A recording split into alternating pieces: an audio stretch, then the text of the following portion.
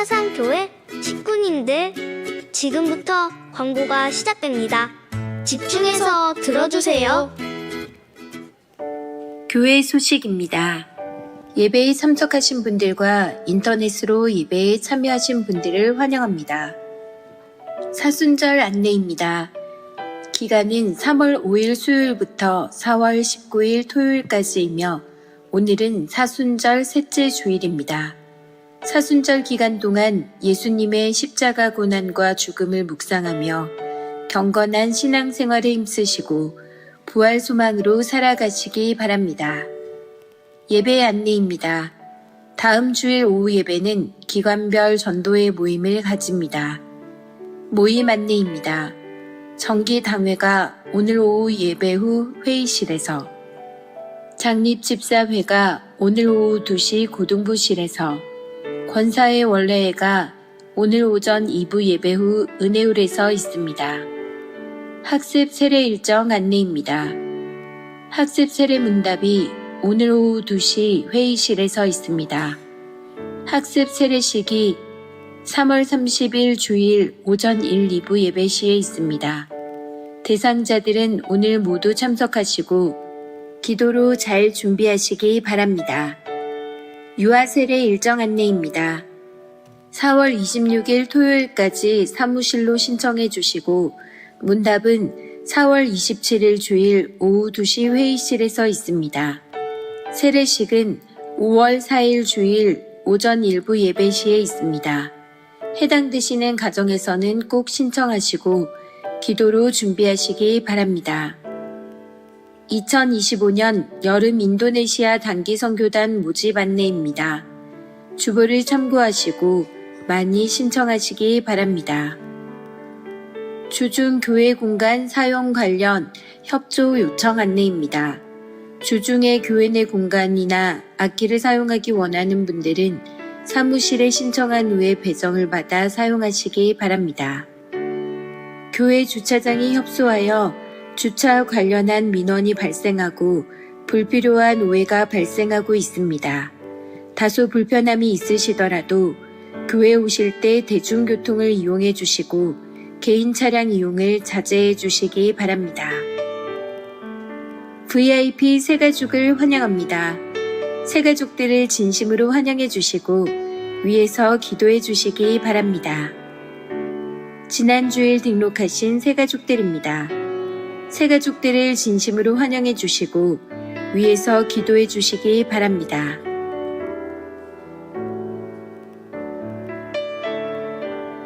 사상교회 식구님들, 예배에 집중할 수 있도록 지금 각자의 휴대폰을 점검하셔서 전원을 꺼주시거나 진동으로 설정해 주시기 바랍니다. 이 시간 경건한 마음과 몸가짐으로 하나님께서 기뻐 받으시는 예배 되도록 최선을 다하시고 하나님께 드리는 예배와 선포되는 말씀을 통해 큰 은혜 받으시기 바랍니다. 할렐루야. 네. 서로 얼굴 한번 보시죠. 네, 좋습니까? 네, 서로 우리 한번 인사합시다. 수고 많으셨습니다. 네. 자, 이제 우리 손을 내밀고 축복합니다. 네, 예, 우리 다 같이 한번 좌우로 보시면서 앞뒤로 사랑합니다. 사랑합니다.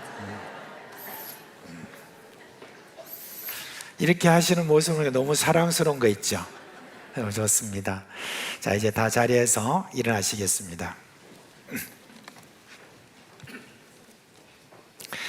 사랑 우리 사상교회 식구 여러분, 오늘 우리가 하나님께 예배하기 위하여서 이렇게 한자리에 모였습니다. 우리가 예배하러 하나님 앞에 나아갈 때는 믿음이 요구됩니다. 그래서 히브리서 11장 6절 말씀에 믿음이 없이는 하나님을 기쁘시게 하지 못하나니 하나님께 나아가는 자는 반드시 그가 계신 것과 그가 자기를 찾는 자들에게 상 주시는 이심을 믿어야 할지니, 이렇게 말씀하셨습니다. 이제 이 믿음 가지고 마음과 뜻과 정성을 다하여 살아계신 하나님께 영과 진리로 예배하겠습니다.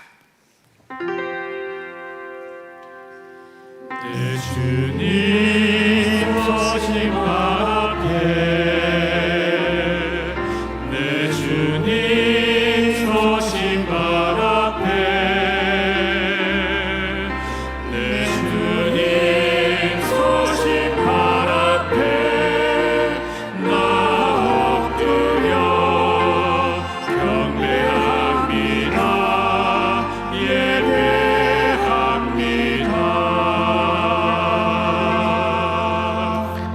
자비와 긍휼이 풍성하신 하나님 아버지, 이 시간 우리의 마음과 뜻과 정성을 다하여 아버지께 예배하오니 우리의 예배를 받아 주시옵소서. 예수 그리스도의 이름으로 기도합니다. 아멘.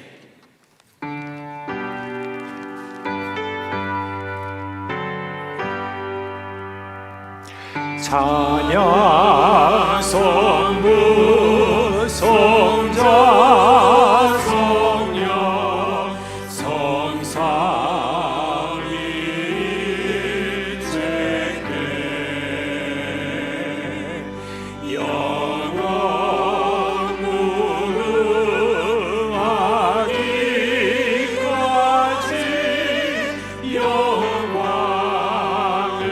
돌리세 영광을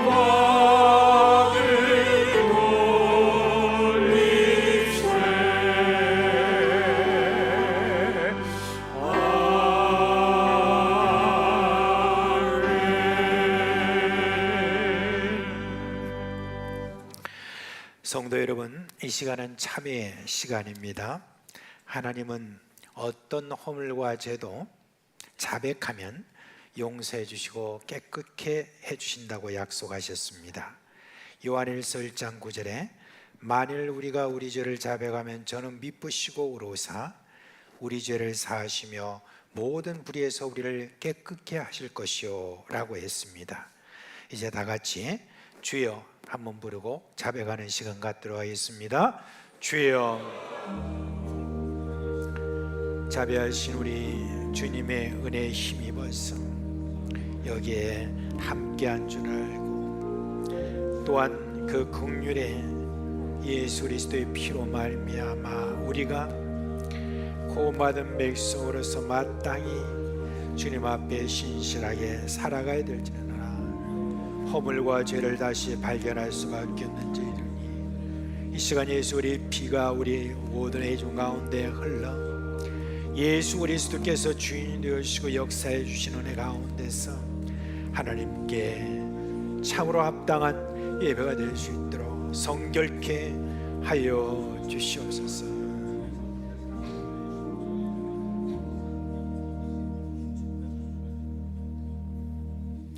우리를 깨끗게 하신 우리 주 예수 그리스도의 이름으로 기도합니다. 아멘. 이제 사죄의 선포를 하겠습니다. 나 곧 나는 나를 위하여 네 허물을 도말하는 자니 너의 죄를 기억하지 아니하리라. 아멘. 이제 우리 사도신경으로 신앙 고백하겠습니다. 성도 여러분, 여러분은 하나님을 믿으십니까? 나는 전능하신 아버지 하나님 천지 창조주를 믿습니다. 나는 그의 유일하신 아들 우리 주 예수 그리스도를 믿습니다. 여러분이 믿는 예수님은 어떤 분이십니까? 그는 성령으로 잉태되어 동정녀 마리아에 예수하시고 고난을 받아 십자가에 못 박혀 주시고 장사된 지 사흘 만에 죽은 자 가운데서 다시 살아나셨으며 하늘 오르시어 전능하신 아버지 하나님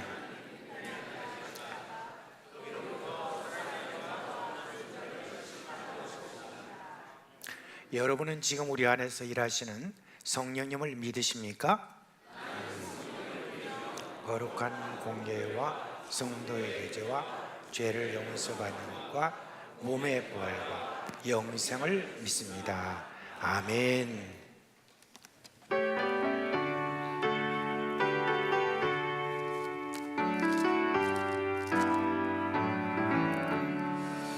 예수를 나의 구주 삼고 성령과 피로써 거듭나니 이 세상에서 내 영혼이 하늘의 영광 누리로다. 이것이 나의 간증이요 이것이 나의 나 사는 동안 끊임없이 구주를 찬송하리라.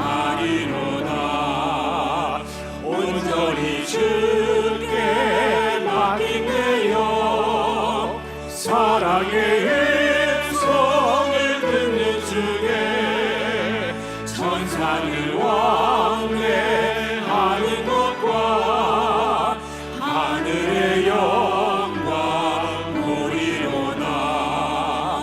이것이 나의 간증이요 이것이 나의 찬송이세.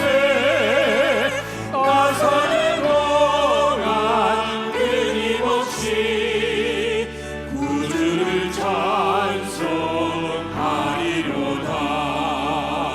주 안에 기쁨 누림으로 마음의 평강이 잔잔하리. 세상과 나는 간 곳 없고 구속한 주만 보이노라. 이것이 나의 간증이요 이것이 나의 찬송이세. 나 사는 동안 끊임없이 구주를 찬송하리로다.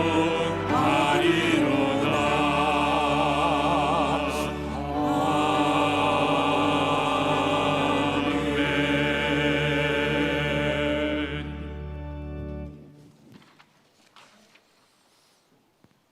사랑과 자비와 은혜가 풍성하신 하나님 아버지, 오늘도 우리를 사랑하셔서 주의 거룩한 날을 구별하게 하시고 주의 전으로 불러주신 은혜를 감사합니다. 이 예배를 통하여 주님 홀로 영광 받으시고 우리 모두가 한 주간을 돌아보며 받은 바 은혜에 감사와 찬양을 돌리는 시간이 되게 하여 주시옵소서. 거룩한 주일 주님 앞에 기쁨으로 예배드리게 하시고 우리를 성령으로 충만케 하사 영과 진리로 예배드리는 시간이 되게 하여 주시옵소서. 앞서 참회의 기도를 통해 우리의 모든 죄를 긍휼히 여기사 용서하여 주시고 예수 그리스도의 거룩한 보혈로 정결케 하여 주셔서 주님의 손길로 다시금 새롭게 되는 역사가 있게 하옵소서. 아름다운 꽃들과 새 생명이 움트는 계절에 우리의 영혼도 그리스도의 사랑으로 아름답게 싹 틔우게 하시고 성령의 열매를 풍성히 맺어 하나님께 영광 돌릴 수 있게 하옵소서.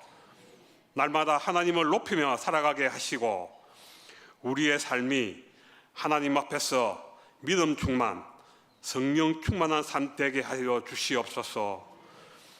길이요 진리요 생명이 되시는 주님, 예수님의 부활을 바라보며 지키는 사순절 기간 중에 있습니다. 우리 모두가 그리스도의 고난을 묵상하며 경건의 모양과 더불어 경건의 능력을 생활 속에서 채워가는 시간 되게 하여 주시옵소서. 우리를 위해 죽으신 주님의 은혜를 조용히 묵상하며 하루하루 주님과 동행하는 마음으로 살아가게 하옵소서. 우리 교회를 통하여 하나님의 거룩하심이 드러나게 하시고 복음을 전하는 사명을 잘 감당하게 하옵소서. 담임 목사님을 중심으로 온 믿음의 식구들이 믿음으로 하나가 될 수 있게 인도하여 주옵소서. 모든 기관과 지체들이 믿음으로 하나 되게 하시고 선한 영향력을 끼치는 아름다운 공동체 되게 하여 주시옵소서. 교회 식구들의 건강과 안전을 위해 기도합니다. 주님, 어떤 어려움이든 주님의 힘과 은혜를 구합니다. 주님의 보호 속에서 강건한 몸과 마음을 갖추어 나가게 하시고 지친 육신과 마음에 큰 힘이 되어 주시고 치유와 회복의 역사가 일어날 수 있는 은혜를 허락하여 주시옵소서. 비전관이 건축의 과정을 거치고 있는 중입니다. 여러 가지 어려움이 있지만 모든 구성원들의 양보와 헌신을 통해 이 모든 어려움이 극복될 수 있도록 도와주시고 재정적으로 어려움을 당하지 않도록 모든 식구들이 마음을 모으며 물질로 헌금할 수 있도록 복의 복을 다하여 주시고 기도로 준비할 수 있도록 은혜를 다하여 주시옵소서. 건축의 과정을 통하여 주님이 간섭하여 주시고 계획된 일정대로 잘 진행되어 건축 기간 동안 가장 안전하게 시공될 수 있도록 여러 가지 여건들을 다스려 주셔서 다음 세대와 지역 사회에 꼭 필요한 아름다운 비전관이 건축될 수 있도록 인도하여 주시옵소서. 단위에 서서 말씀 증거하시는 담임 목사님께 성령으로 충만케 하셔서 선포되는 말씀을 통해 상한 영혼이 위로함을 얻고 우리의 마음이 변화되고 믿음을 가지고 주의 뜻대로 살 수 있도록 도와주시옵소서. 호산나 찬양대의 복된 찬양을 기뻐 받으시고 우리 모두가 한 마음으로 찬양하는 시간이 되게 하옵소서. 예배를 위하여 맡은 직분을 묵묵히 감당하고 수고하는 여러 봉사자들에게 하늘의 위로와 평강으로 채워 주시옵소서. 교회의 머리가 되신 예수님의 이름으로 기도드립니다. 아멘.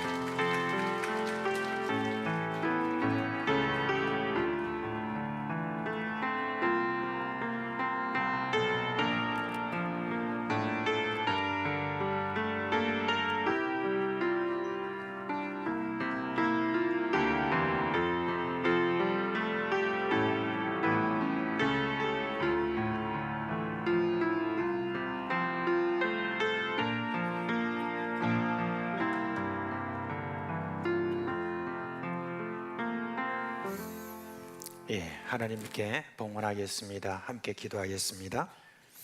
하나님 아버지, 그렇습니다. 저희들이 참 복받은 인생입니다. 이스라엘아, 너희들은 행복자로다 한 것처럼 저희들은 정말 복받은 인생입니다. 예수 그리스도를 믿고 예수 그리스도께서 우리를 향하신 그 사랑을 지금도 계속해서 우리에게 내어주시니 얼마나 참 감사한지 모릅니다. 이 시간 주의 성령께서 우리 가운데 오셔서 주신 그 모든 큰 위로를 인하여 감사를 드립니다. 이제 저희들이 이 헌금을 바치오니 받아 주옵시고 축복하시고 이 헌금이 가는 곳곳마다 치유와 회복과 주의 능력이 나타나도록 역사하여 주시옵소서. 사랑하는 우리 교회 모든 식구들, 하늘의 신령한 복과 땅의 기름진 곳으로 넘쳐 흐르게 하여 주시옵고 많은 자들에게 계속해서 나눠주는 그와 같은 은혜가 있게 하여 주시옵소서. 우리 주 예수 그리스도의 이름으로 감사하며 기도합니다. 아멘.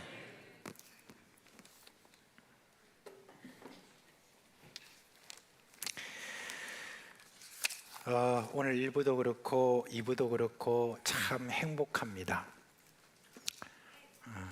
네, 한 분만 그냥 동의하시는 것 같기 때문에. 근데 얼굴은 여러분 다 동의하시는 것 같아요, 그죠? 서로 얼굴 한번 보시면서 참 행복합니다. 어떤 분은 또 정말 그렇게 이야기도 하는데. 자, 우리 3월달 성경 암송 함께 하겠습니다. 시작. 마태복음 16장 24절 말씀. 이에 예수께서 제자들에게 이르시되 누구든지 나를 따라오려거든 자기를 부인하고 자기 십자가를 지고 나를 따를 것이니라. 마태복음 16장 24절 말씀. 아멘. 네. 오늘 설교할 본문의 말씀은 사도행전 8장입니다. 사도행전 8장 1절로 8절 말씀입니다. 1절로 8절 말씀을 저와 여러분이 한 절씩 교독하도록 하겠습니다. 8장 1절 하반절부터 보겠습니다. 먼저 제가 읽습니다. 그날에 예루살렘에 있는 교회에 큰 박해가 있어 사도 외에는 다 유대와 사마리아 모든 땅으로 흩어지니라.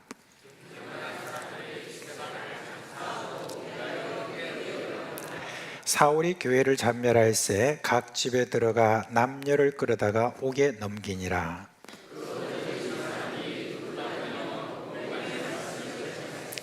빌립이 사마리아 성에 내려가 그리스도를 백성에게 전파하니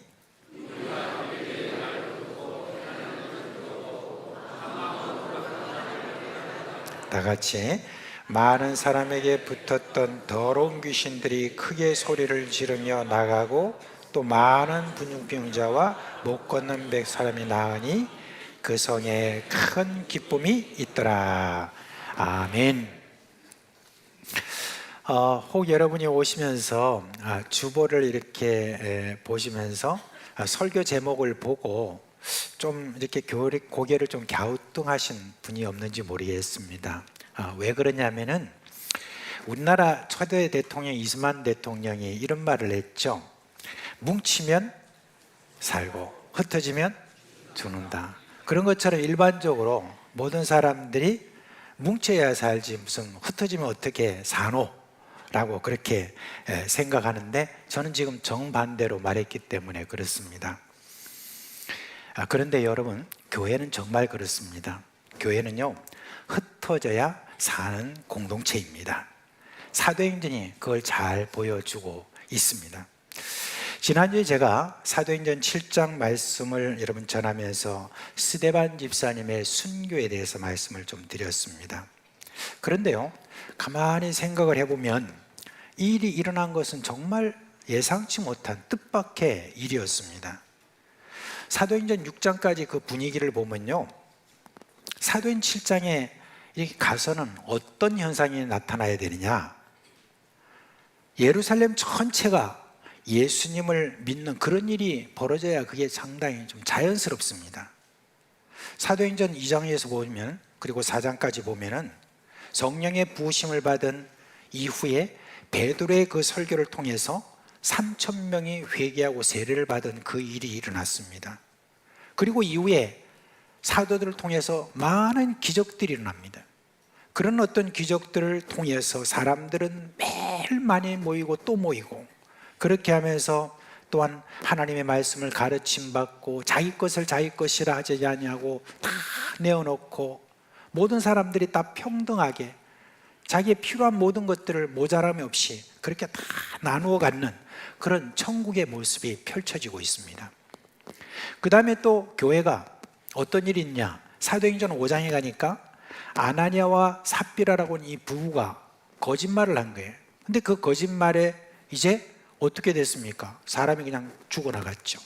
근데 죽어나가면 여러분 뭔가 좀 문제가 있어야 되는데 그렇지 않고 일이 알려지자 사람들 안에서 두려움이 생겼다고 그랬습니다.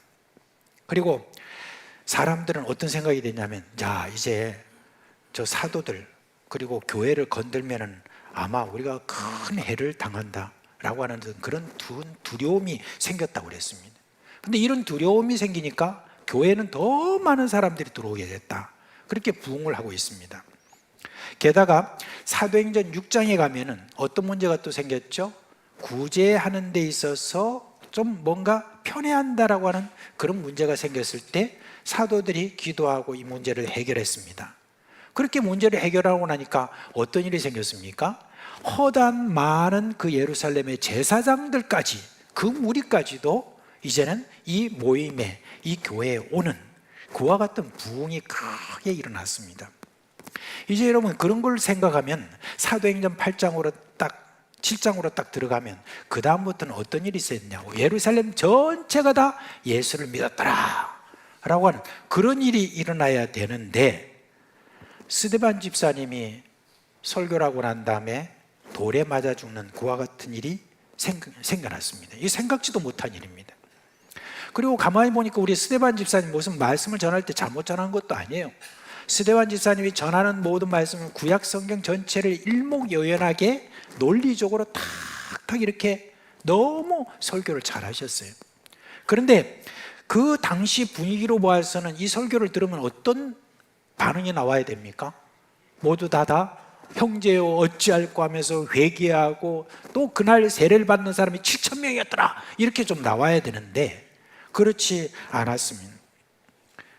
어떻게 저들이 돌로, 그 분위기 속에서 돌로 이렇게 치는 그와 같은 일을 감히 할 수가 있었겠습니까? 그 분위기 속에서. 그런데 그런 일이 벌어졌단 말입니다. 그리고 난 다음에 오늘 8장 1절 말씀해 보니까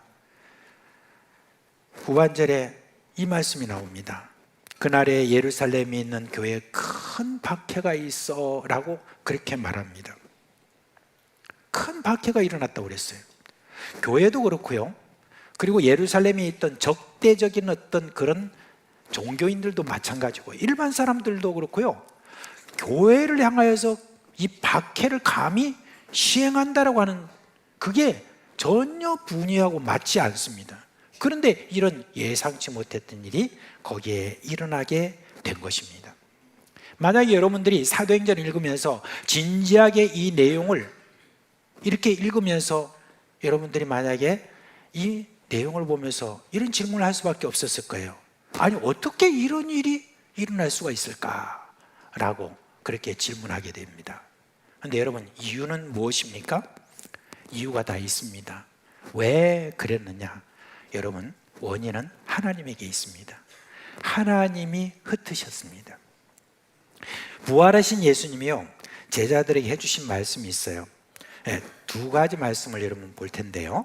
먼저 마태복음 28장 19절로 20절 말씀이에요. 우리 같이 한번 읽어볼까요? 시작. 그러므로 너희는 가서 모든 민족을 제자로 삼아 아버지와 아들과 성령의 이름으로 세례를 베풀고 내가 너에게 분부한 모든 것을 가르쳐 지키게 하라. 볼지어다 내가 세상 끝날까지 너희와 항상 함께 있으리라 하시니라. 아멘. 여기서요, 가장 중요한 동사 두 개가 있습니다. 첫째 동사는 뭐냐면 가라는 말이에요. 너희는 가서는, 가라는 동사고, 두 번째 동사는 뭐냐면 제자를 삼으라 그랬습니다. 근데 누구에게 가서 누구를 제자를 삼으라고 그랬어요? 벌써 이제 여러분 성경하면서 잊어버렸어요? 뭐죠? 모든 민족이라고 그랬습니다. 그죠? 모든 민족에게 나아가는 것, 이게 우리 예수님께서 명령하신 거 아닙니까? 그죠? 그 다음에 두 번째 우리가 읽어볼 말씀은 사도행전 1장 8절이에요. 우리 같이 한번 읽겠습니다. 시작. 오직 성령이 너에게 임하시면 너희가 권능을 받고 예루살렘과 온 유대와 사마리아와 땅끝까지 이르러 내 증인이 되리라 하시니라. 아멘. 예수님이 제자들에게 명령하신 것은요, 예루살렘에 머물지 말고 어떻게 했어요? 땅끝을 향하여서 계속해서 나아가라는 것이었어요. 그런데 제자들은 예루살렘의 부흥에 취해서 그 말씀을 여러분 기억하지 못했습니다. 100번 좀 백보 양보해서 제자들은 예루살렘에 있는 모든 사람이 다 예수를 믿은 다음에 그 다음에 다른 민족에게 눈을 돌리겠다는 그런 생각을 여러분 할 수도 있었지 않겠냐? 그렇게 생각할 수도 있습니다. 그러나 사도행전의 이후의 내용들을 보면요, 사도들이 다른 민족에게 복음을 전하는 것에 대해서 아직까지 마음이 열리지 않았다는 거, 그걸 볼 수가 있습니다. 그 증거가 오늘 본문의 1절 말씀에 있어요. 거기 말씀에 보니까 박해가 일어났을 때 사도들이 어떤 행동을 보였냐? 자, 보세요. 사도 외에는 다 유대와 사마리아 모든 땅으로 흩어지니라 그렇게 했습니다. 아니, 사도만 빼놓고 다들 이제 흩어졌다 그렇게 이야기를 하고 있습니다. 근데 왜 사도가 그때 거기에 머물러 있었느냐 하는 데 대해서 궁금하잖아요. 이제 이럴 때는 막 주석도 찾아보고 원문도 찾아보고 다 이렇게 하는데 좀 뭔가 설득력 있는 그런 해석이 별로 나오지 않아요. 참 고민됩니다, 그럴 때는. 그래서 왜 사도들은 거기에 머물렀느냐? 그렇게 해서 여러분 전체적으로 좀 더 계속해서 살펴보니까 사도들이 아마 이랬을 것 같아, 그런 생각이 들어요. 사도들도 구약 성경에 능통했지 않습니까? 그래서 구약 성경에 나와 있는 이 모든 말씀에 의하면은 어떤 내용이냐면은 앞으로 이제 다른 민족들이 하나님을 믿는 그런 일들이 되려면은 예루살렘으로 다 몰려들 것이다. 예루살렘으로 와서 여기서 저희들이 하나님께 경배할 것이다. 이런 구절들이 많이 있거든요. 그러니까 아마 사도들이 그 생각을 하면서 우리가 그 예수 그리스도를 온전히 전하려면은 그러면 우리는 여기 있어야 되고, 그리고 사람들이 예루살렘으로 다 모여와서 우리의 말을 듣고 저들이 예수를 믿어야 된다. 아마 그 생각을 했던 것은 아닐까. 아무튼 이 사도들은 거기에 머물러 있었습니다. 어떻게 보면 여러분, 그거는 하나님의 뜻이 아니죠. 예수님께서 이미 말씀해 주신 앞서 말씀드린 그 부분에 의하면 사도들이 제일 먼저 흩어져야 그게 마땅한 것이 아닌가, 그런 생각입니다. 물론 나중에 보면 사도들이 사방으로 다 흩어졌습니다마는 그 당시는 아직까지 타민족에 간다는 생각까지 하지 못했다는 말입니다. 사도들이 그랬으니, 그러니까 모든 교회 식구들이 다 그런 생각을 하지 않았다, 그렇게 볼 수가 있습니다. 그러니까 누구에 의해서 여러분 흩어졌다 이렇게 생각하는 것이 아니라, 박해가 있었기 때문에 흩어졌다 이게 아니라, 그 모든 일을 기획한 분이 따로 계세요. 그분이 누구세요? 바로 하나님입니다. 하나님이 하셨던 것입니다. 근데 대충 해가지고는 안 되니까 하나님께서 어떻게 하셨어요? 참 소중하신 지혜와 성령이 충만하신 바로 이 스데반 집사님의 순교를 통해서 흩으셨습니다. 우리가 스데반 집사님의 그 순교의 장면을 생각해 보면 참 인간적으로 보면 참 비참하다, 그렇게 여러분 생각할지 모르지만, 스데반은요, 지난주에 말씀드린 것처럼 그의 생애에서 가장 놀라운 신앙 체험을 하였습니다. 하늘이 열리고, 그리고 예수 그리스도께서 스데반 집사님을 이렇게 맞이하고 서서 맞이하시는 그 모든 모습들, 여러분 얼마나 그는 행복했을까, 그런 생각입니다. 비록 여러분 순교와 박해가 일어났지만 이것은 하나님이 계획하시고 실행하신 것입니다. 왜요? 흩어지게 하기 위해서 그렇게 하신 것입니다. 그러면 여러분, 이렇게 흩어진 이유가 뭡니까? 바로 하나님이 교회를 사용하시기 위해서. 그래서 여러분, 교회는 흩어져야 쓰임을 받습니다. 패트릭 존스톤이라는 분이 계세요. 이분이 이런 책을 내놓았습니다. 교회는 당신이 생각하는 것보다 훨씬 큽니다 했습니다. 존스톤은 이런 말을 했습니다. 교회들이 하는 활동을 보면 너무 내부 중심적인 것 같아서 답답하다 그랬습니다. 교회가 더 많은 사람을 교회로 불러오는 것에 관심을 두고, 어떻게 하면 사람들이 교회에 오래 머물게 할까, 거기에 초점을 두고 계획하고 실행하는 그런 지금 교회가 너무 많다는 거예요. 교회를 향한 하나님의 뜻은 교인들이 교회 안에 머무는 것이 아니라 세상에 나가서 그곳을 하나님의 나라로 만드는 것인데, 교회를 하나님 나라 만드는 것에만 신경을 쓰니까 하나님이 얼마나 안타깝겠느냐, 그렇게 이야기를 했습니다. 여러분, 하나님이 흩으시고 난 다음에 일어난 일을 한번 보세요. 오늘 우리가 읽은 이 본 말씀에 보니까 흩어진 사람들이 무엇을 했다고 그랬냐면은 이런 말합니다. 두루 다니며 복음의 말씀을 전할세라고 이렇게 했습니다. 우리 생각과 좀 달라요. 박해를 받고 흩어진 사람들, 어디 가서 다시 또 핍박을 받으렸던 그것이 두려워서, 아이고 이제 나만 신앙을 유지해야 되겠다, 그렇지 않으면 내가 박해받고 또 죽을 수도 있겠다, 그런 생각을 할 거라고 생각하는데 그렇지 않았단 말입니다. 뭐라고 합니까? 흩어진 곳에서 뭘 했다고 그래요? 복음을 전했다, 그렇게 말합니다. 여러분, 핍박이 일어나면, 특별히 복음을 전하는 것 때문에 핍박이 일어나면 신앙을 포기하거나 더 이상 복음을 전하지 않을 것으로 여러분 생각합니다. 그런데 여러분, 그렇지 않습니다. 오히려요, 신앙이 더 강해지고요, 그리고 나아가서 내 믿음을 다른 사람에게 더욱더 열심히 할 정도가 되는 그런 일들이 너무나 많습니다. 제가 이제 미국이나 이 캐나다에 좀 갈 일이 좀 있어서 그곳에서 이제 때로는 한인교회에서 설교도 하고 이렇게 하는데, 거기 보면 한인교회들이 좀 많이 있어요. 근데 그 한인교회 다니는 그런 분들로부터 이제 간증을 좀 듣는데, 그분들은 자신이 한국에 있을 때는 그냥 썬데이 신자였대요. 그냥 주일날만 겨우 가서 예배 드리고, 그냥 그 예배도 그냥 막 7시에 있어 막 7시에 드리고, 그다음부터는 막 어디 사람들은 놀러 다니고 막 그렇게 했던 사람이라고 그래요. 근데 이렇게 미국에 이렇게 나오니까 갑자기 자기 마음속에 뭔가 새로운 게 일어나더래요. 그렇다고 뭐 한국에 있는 교회나 뭐 미국에 있는 교회를 생각해 볼 때 미국에 있는 교회가 더 좋다, 더 설교도 잘하고 더 뭐 가르침도 많고, 이게 아니래요. 그게 아니라 그냥 타향이 이렇게 나와가지고 보니까 그 다음부터는 막 갑자기 자기 신앙이 이렇게 좋아지더라는 거예요.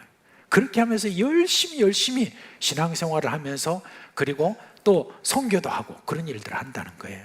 그래서 여러분, 지금 우리 한민족이 전 세계에 흩어진 사람들을 다 모아보면 한 700만 명 정도 된다고 합니다.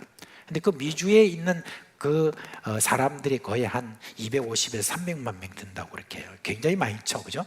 그렇게 많은 어떤 그 분들이 지금요, 선교를 하는 거 보면요, 세계 선교를 하는데 정말 열심히 합니다.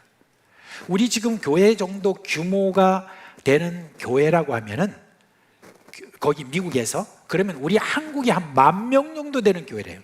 그런 어떤 10,000명 정도 교회가 하는 그 일을 한다는 거예요. 선교를 하더라도 그와 같이 놀라운 어떤 그런 일들을 막 한다는 거예요. 그렇게 선교를 굉장히 많이 하는 건 왜? 막 밖에 나오니까 막 신앙이 더 좋아지고 막 더 열심히 된다, 그런 어떤 이야기를 하는 겁니다. 제가 이제 키르기스탄에서 선교사로 있을 때, 그때 당시에 제가 이제 연합신학교를 맡으면서 그때 거기 있는 한인교회가 좀 위기가 있었어요. 그래서 저보고 좀 부탁한다 그래서 제가 한 3년 동안 그 한인교회를 좀 맡아서 그때 거기에서 사역을 한 적이 있습니다. 근데 그 키르기스탄이라고 하는 곳은 어떤 곳이냐면요, 이런 곳입니다. 제일 제일 인생에 있어서 제일 막바지에 이런 실패자들이 모이는 곳이다. 그런 이야기를 해요. 무슨 말이냐면 한인들이 한 300명 정도 있는데 이분들이 처음에는 풍운의 꿈을 갖고 한국에서 미국으로 갔대요. 미국에 가서 막 뭐 하는데 일이 잘 안 된 거예요. 안 풀리고. 그러니까 이제 그 다음에 어떤 나라에 가서 좀 뭔가 해볼까 싶어서 그 다음에는 카자흐스탄으로 간대. 카자흐스탄 알마타 그런 데 가면은 또 이제 그래도 뭔가 사업을 할까 싶어서 막 사업을 하면 또 안 돼. 그래 다 까먹어. 돈이 없어 이제. 그러고 나면 어떻게 해요? 키르기스탄으로 온다는 거예요. 이제 그냥 짐 싸들고 그냥 키르기스탄에 와가지고 어떻게 되겠지 하고 하는 그런 곳이 키르기스탄이래요. 그런데 이제 그 중에서 어떤 분들은 옛날에 고등학교 때나 중학교나 뭐 초등학교 때 이런 때 교회에 나온 적이 있었던 분들이 이런 분들이 이제 그런 한인교회로 이렇게 나오게 되는데 그 다음부터는 교회 나와가지고 이 신앙이 뭐 얼마나 빨리 자라는지 그리고 막 전도하고 사람들 막 그 다음에 신앙생활하고 선교도 하고 이런 어떤 일들을 제가 보게 되었습니다. 여러분, 교회가 그냥 여기가 좋사오니 여기서 모여가지고 여기서 신앙생활을 여기서 잘하고 이렇게 한다고 여러분 신앙이 그렇게 막 자라는 게 아닙니다. 좀 흩어져야 돼요. 좀 더 흩어지는 가운데서 거기에서 자기 자신의 신앙생활도 이렇게 막 자라는 겁니다. 제가 지금 우리가 이제 군대 가는 청년들도 있고 해외 나가는 청년들도 있고 얼마 전에 우리 하태성 형제가 이제 나가잖아요. 근데 제가 기도하면서 그랬습니다. 잘한 거다. 이제는 가면은 가서 일본에 가서 뭔가 일을 일으킬 거다 하면서 제가 계속해서 기억나는데 기도합니다. 그런 것처럼 여러분 이렇게 나가서 이렇게 어떤 일을 흩어지는 어떤 이 일들에 대해서 교회는 절대 두려워해서는 안 됩니다. 좀 더 이렇게 흩어지는 어떤 것에 대해서 긍정적으로 생각하고 그런 어떤 곳에서 나가서 그곳에서 더욱더 어떤 일들을 해나가는 어떤 기대를 갖는 거 이게 여러분 얼마나 중요한지 모릅니다. 그래서 교회는 파송을 많이 해야 돼요. 군대도 파송하고 외국에 가면 외국으로 파송하고 선교사 파송하고 막 이런 파송 또 학원은 학원대로서 파송하고 그런 파송하는 어떤 그러한 어떤 걸 많이 우리가 생각해야 되는 것입니다. 여러분 그리고 여러분 흩어지면요 또 뭐가 드러나는 줄 아세요? 은사가 더 크게 드러나는 것을 우리가 볼 수가 있습니다. 오늘 우리가 여러분 빌립 집사님 통해서 일어나는 거 보세요. 사마리아 땅에 가신 빌립 집사님이 복음을 전하는데 어떻게 복음을 전했느냐 하는 멋진 설교문이 없어요. 이분이 어떻게 말씀을 전했느냐 하는 건 없고 그냥 복음을 전하니라고 했어요. 그걸로 보면 그냥 스데반 집사님보다 좀 덜 멋있게 복음을 전했는지 모르겠습니다. 그런데요 이 사마리아 사람들이 귀를 기울이는 거예요. 그 말씀을 듣고 원래 사마리아 사람들은 그렇게 유대 사람에 대해서 반감을 가지기 때문에 귀를 기울이는 사람이 아닙니다. 저 유대 사람이 또 와서 뭔 말을 할고 하면서 그렇게 다들 귀를 기울이지 않는데 세상에 이 빌립 집사님의 전하는 이 말씀을 듣고 저들 중에서 회개하고 예수를 믿는 사람들이 많아졌다고 그랬습니다. 스데반 집사님이 그렇게 박해받는 그 예루살렘 안에서 일어나는 그 일과는 정반대의 일이 지금 어디서 일어나냐? 사마리아 땅, 사람들이 잘 듣지도 않는 반감을 가진 그 땅에서 그와 같이 이렇게 일어난다는 것입니다. 그리고 여러분 어떤 일이 거기에 벌어집니까? 빌립 집사님을 통하여서 표적이 일어나요. 7절 말씀해 보니까 많은 사람에게 붙었던 더러운 귀신들이 크게 소리를 지르며 나갔다고 그랬습니다. 중풍병자가 낫고 못 걷는 사람이 나았다라고 이렇게 했습니다. 이런 일은 원래 누구에게 나타나는 겁니까? 우리 예수 그리스도의 직계인 사도들, 그죠? 사도들을 통하여서 나타난 일이에요. 그래서 사도행전 5장 12절에 사도들의 손을 통하여 민간의 표적과 기사가 많이 일어나며 했습니다. 우리 집사님들을 통해서 나타났다는 말은 전혀 없었습니다. 빌립 집사님에게 예루살렘에 있을 때 그런 일이 일어나는지 없는지 기록이 없으니까 단언할 수는 없습니다만은 사마리아에서 이런 일이 있다고 기록한 것을 보면은 비로소 빌립 집사님에게 사마리아에서 갔더니 흩어졌더니 거기에서 이런 은사가 임한 것으로 우리가 볼 수가 있는 것입니다. 제가 이제 청교회 소명을 처음 받은 것이 군대입니다. 군대에서 1979년에 제가 군대 가서 1981년에 그때 그 군인교회 거기가 그 새벽기도를 우리가 나갈 수 있도록 허용했기 때문에 저는 새벽기도 계속 나갔거든요. 나가는데 1981년에 그때 어느 날 새벽 저에게 확 타민족에 대한 막 간절한 어떤 그런 마음, 이렇게 아파하는 마음, 그런 마음을 가지고 주님이 저를 선교에 부르셨습니다. 그리고 난 다음에 그때부터 제가 제일 관심을 기울이고 계속해서 공부했던 게 뭐냐면은 선교사님들의 편지를 많이 읽었어요. 그래서 그냥 제가 이분 저분 연결을 해가지고 이렇게 해가지고 선교사님들의 편지를 굉장히 군대에 있을 때부터 많이 이렇게 받아봤는데, 그 선교사님들의 그 편지에 보면 어떤 내용이 나오냐, 이런 내용이 나와요. 병든 자가 낫고 귀신이 쫓겨나가는 어떤 그런 경험을 막 신나게 거기다 막 적어서 막 이렇게 편지를 보내요. 그런데 그분이 또 뭐라고 이렇게 하냐면, 내가 한국에 있을 때는 이런 일이 전혀 없었는데 선교지에 나와서 보니까 아이 세상에 이런 일들이 벌어지고 있대. 얼마나 신이 나는지. 그런 열악한 환경이라든지 여러 가지 말이나 이 모든 것들이 잘 통하지도 않는데 사람들이 이 말 못하는 이걸 갖다 듣고 예수를 믿는 것도 희한하고, 그리고 주님께서 이와 같이 막 병자가 낫고 귀신 쫓겨나가는 이와 같은 일들을 벌이시니까 너무너무 신난다는 거예요. 하나님이 그렇게 위로를 해주시고 하시는 것을 너무 감사하게 그렇게 여기는 선교사님들 편지가 있었습니다. 그래요. 여러분, 저도 그런 경험들을 참 많이 했지만은 여러분, 그렇습니다. 이와 같은 그런 흩어진 그런 곳에서 하나님께서 주시는 이와 같은 은사의 임함이 있다는 것입니다. 그런 것을 보면은 우리에게는 전혀 없었던 그와 같은, 성경에서나 볼 수 있는 그와 같은 여러 가지 모든 일들이 흩어질 때 그때 하나님께서 그 위에 부어주시는 은사가 임한다라고 하는 거, 이걸 지금 이야기를 하는 것입니다. 여러분, 예수님은 제자들에게 명령하신 이 지상 명령을 수행하는 이에게 이런 은사를 이렇게 보여주셨습니다. 이것은 다른 민족에게 복음을 전하는 일을 하나님이 얼마나 기뻐하시는지 보여주시는 단적인 하나의 예라고 볼 수가 있습니다. 여러분, 이 가톨릭 교회에서는 예배를 뭐라고 하죠? 혹시 아세요? 네, 미사, 그렇게 이야기합니다. 근데 미사의 뜻이 뭔지 아세요? 네, 원래 미사의 뜻이 뭐냐면 보낸다, 파견한다, 미토 또는 미시오, 이렇게 해가지고 뭐라고 그러냐면 파견, 보내는, 이런 걸 이야기를 합니다. 그래서 선교라는 말, 거기서 나온 겁니다. 미션이라는 말이 거기서 나왔어요. 근데 이제 이 미사가 딱 끝날 때 신부가 이제 거기 있는 신도들한테 이렇게 이야기합니다. 뭐라고 하냐면 이테 미사 에스트, 이렇게 말합니다. 뭐 천주교에서 말한다고 여러분 너무 이렇게 거부감을 갖지 마시고 같이 한번 해봅시다. 이테 미사 에스트. 제가 뭐 그냥 이렇게 했는데 이테 미사 에스트.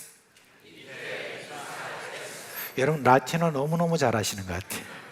근데 이 말이 무슨 뜻이냐면 이 말입니다. 가시오, 미사가 끝났습니다 라고 그렇게 하는 말입니다. 여러분, 이테 미사 에스트라고 하는 이 말을 우리 예배에 딱 적용을 한다면, 우리 개신교에 적용한다면, 이제 예배가 마쳤으니 흩어져서 복음을 전합시다 라고 하는 그런 뜻으로 해야 되나 생각합니다. 이제 여러분, 예배를 마친 다음에 성도들이 흩어지기 전에 이 말을 여러분 들으면 어떻습니까? 하나님의 축복을 경험할 그런 기대를 새롭게 또 우리가 가지지 않겠습니까? 여러분이 일하는 직장이나 학원이나 가정이나 여러분이 살아가는 삶의 모든 반경 속에서 이제는 이제 나가서 하나님의 말씀을 전하고 나누고 이럴 때 거기에 은사가 강력하게 임하는 그런 기대, 이게 기대해 볼 만하지 않겠습니까? 그죠? 그렇습니다. 우리가 흩어질 때 하나님께서는 우리에게 이와 같은 은사와 능력을 주신다라고 하는 것, 그걸 굳게 믿고 우리 나갑시다. 나가서 사람들에게 예수를 전하고 그리고 예수 그리스도의 능력을 쭉 충분히 나타내는 그런 기대를 가지실 주님의 이름으로 축원합니다. 이제 말씀 맺겠습니다. 이전에는 이제 교회 이름을 지을 때 우리 지역 이름을 쓰죠, 그죠? 우리 교회 이름이 뭐예요? 근데 여러분 어디 가서 사상교회 이렇게 하면 사람들이 물어요, 안 물어요? 그 뜻이 뭐냐고. 그 뜻이 뭐냐고 물어요, 안 물어요? 많이 물어요. 그 사상이란 벌써 사상이 꼬로마냐 뭐 이런 이야기도 하고 막 그렇게 하는데, 그게 아니라 사상 이렇게 하면은 무슨 말이냐면 이 사람들 벌써 조금 느끼는 것 같아요. 그래서 아니 교회 이름이 뭐고 그게, 아니 모래 위에 교회가 모래사자에 맞거든요. 모래사자 맞아요. 그 다음에 윗상자니까 모래 위에 교회가 뭐고 그렇게 하는데, 그런 여러분 잘못된 해석입니다. 여러분 분명히 말씀드립니다. 팩트가 있습니다. 뭐냐면은 사상이라는 말과 또 사라는 말이 있죠, 그죠? 사상이라는 뜻이 뭐예요? 모래톱 있잖아요. 길게 되어진 모래톱 이쪽에 위치한 곳, 이게 사상이라는 뜻입니다. 좀 다르죠, 그죠? 그 다음에 모래톱 아래쪽에 위치한 곳, 그게 뭡니까? 사한 거예요. 그런데 우리 교회는 이제 설명할 때 이렇게 해야 돼요. 모래톱 위쪽에 위치한 반석 위의 교회, 그렇게 하는 거예요. 근데 맞습니다. 반석 위의 교회예요. 이번에 우리가 이제 우리 그 비전관 건축할 때 요 지금 우리 그 본당 가까이로 이렇게 땅을 파잖아요. 파는데 애를 먹었습니다. 왜냐하면은 바위가 나와가지고. 근데 바위가요, 그리고 보니까 우리가 가만히 이렇게 따져보니까 우리 지금 이 본당이 어디 위에 있는 줄 아십니까? 반석 위에 있는 거예요.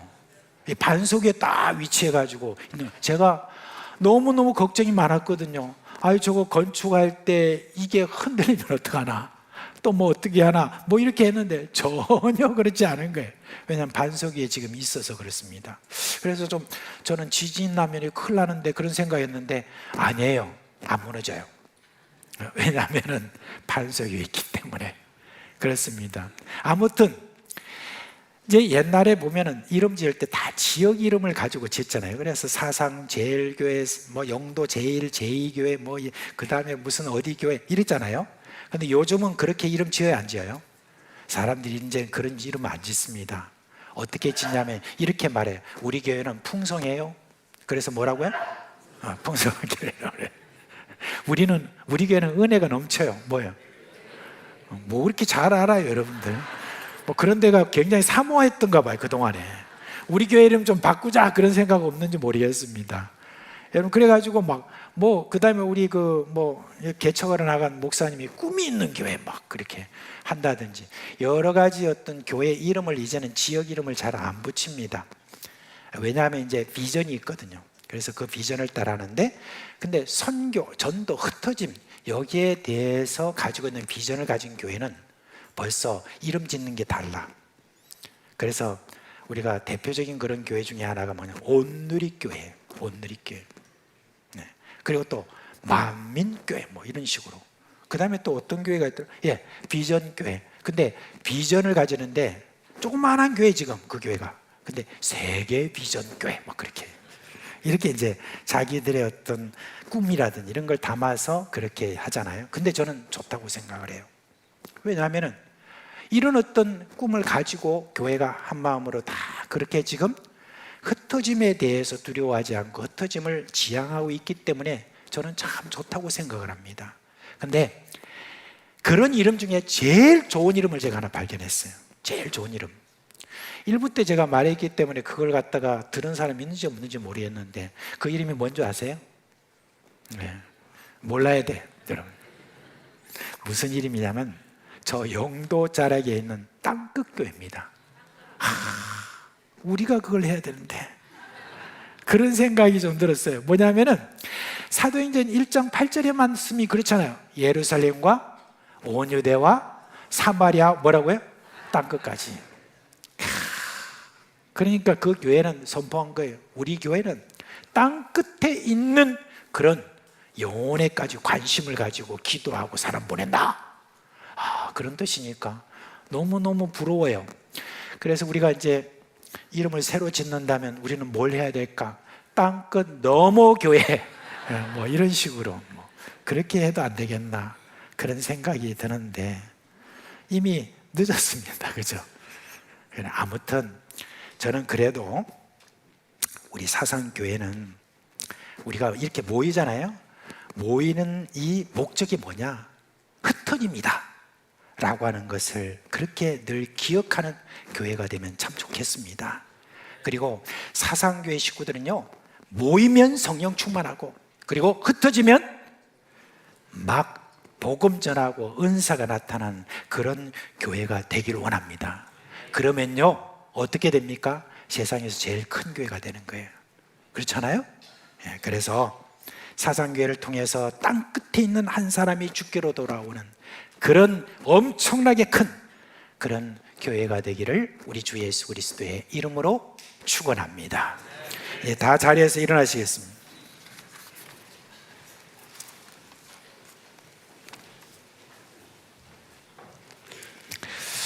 우리가 이제 찬송가 502장을 함께 부르겠는데요. 여러분 502장을 부를 때 우리가 박수를 치면서 그렇게 하겠습니다.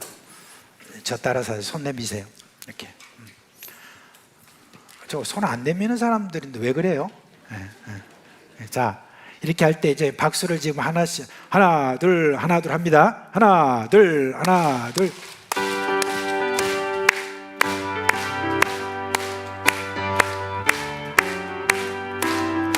빛의 사자들이여 어서 가서 어둠을 물리치고 주의 진리 모르는 백성에게 복음의 빛 비춰라.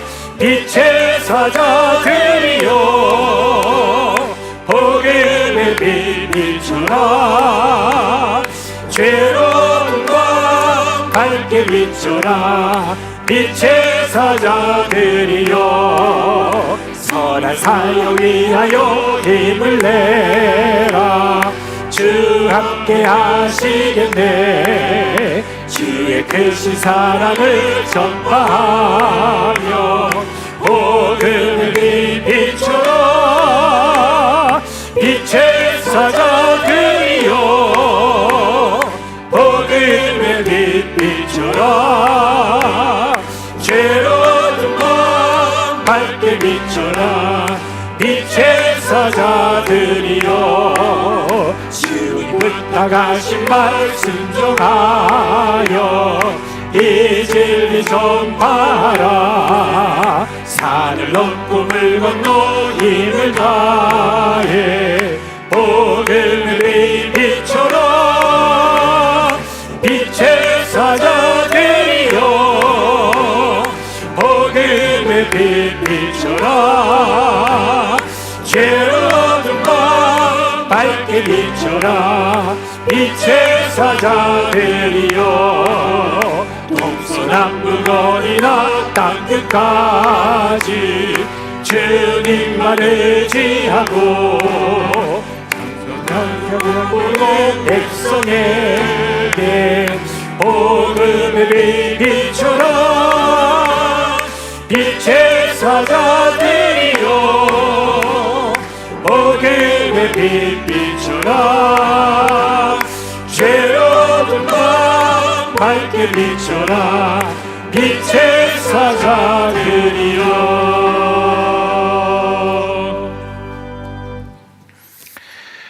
여호와는 내게 복을 주시고 너를 지키시기를 원하며 여호와는 그 얼굴을 내게 비추사 은혜 베푸시기를 원하며 여호와는 그 얼굴을 내게로 향하여 드사 평강 주시기를 원하노라. 아멘. 의지